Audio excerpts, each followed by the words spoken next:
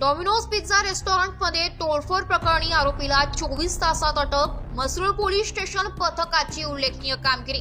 दिनांक 3 फेब्रुवारी 2025 रोजी नाशिक शहरातील डॉमिनोज पिझ्झा रेस्टॉरंटमध्ये तोडफोड आणि दहशत माजवणाऱ्या आरोपीला पोलिसांनी अवघ्या 24 तासात अटक केली आहे. 2 फेब्रुवारी 2025 रोजी रात्री 11 वाजता फिर्यादी किसन मोहिते वर्ष 37 राहणार ओरक्षनगर म्हसरूळ नाशिक हे डॉमिनोज पिझ्झा रेस्टॉरंटमध्ये काम करत असताना एका व्यक्तीने पिझ्झा ऑर्डर करण्याच्या बहाण्याने आत येऊन वाद घालण्यास सुरुवात केली. काही वेळातच त्याने रेस्टॉरंटमध्ये तोडफोड केली आणि कर्मचाऱ्यांना धमकावले. या प्रकरणी म्हसरूळ पोलीस ठाण्यात फिर्याद दाखल करण्यात आली होती.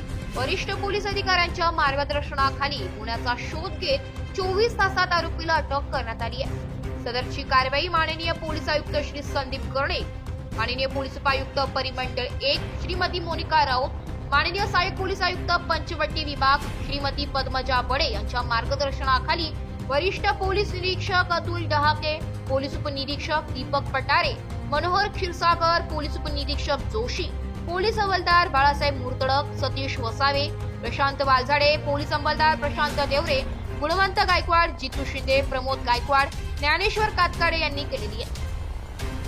ब्युरो रिपोर्ट, नाशिक लोकशाही न्यूज, नाशिक.